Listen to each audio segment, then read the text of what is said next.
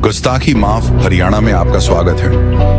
हरियाणा में 50 साल से खोजी पत्रकारिता कर रहे पवन कुमार बंसल।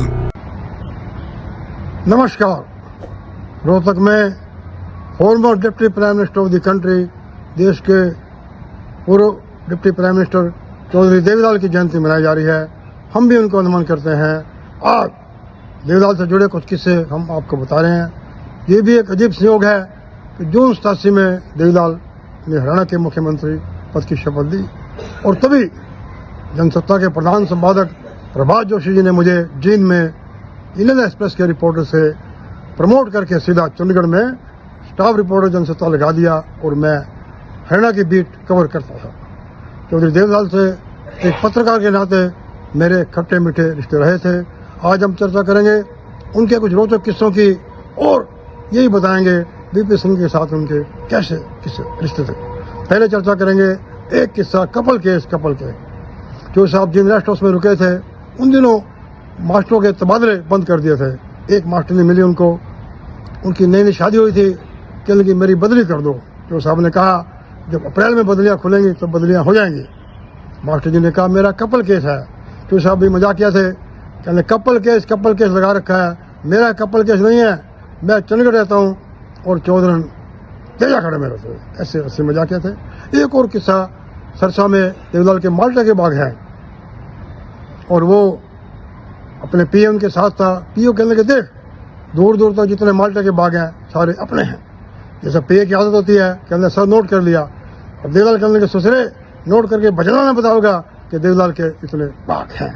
बड़े किस्से देवीलाल के जो मेरी किताब हरियाणा के लालों के सफरंगी के किस्से में लिखे हुए हैं। आज हम चर्चा करेंगे कि एक और किस्सा कि देवीलाल ने वीपी सिंह के साथ उनके कैसे रिश्ते हैं।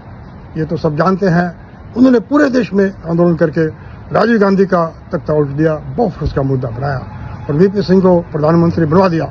तब देवीलाल ने नारा लगाया राजा नहीं फकीर है, देश की तकदीर है। यानी वीपी सिंह राजा नहीं है, फकीर है, देश की तकदीर है।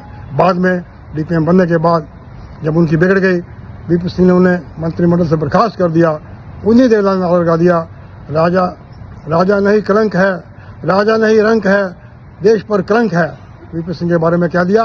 राजा नहीं रंक है, देश पर कलंक है।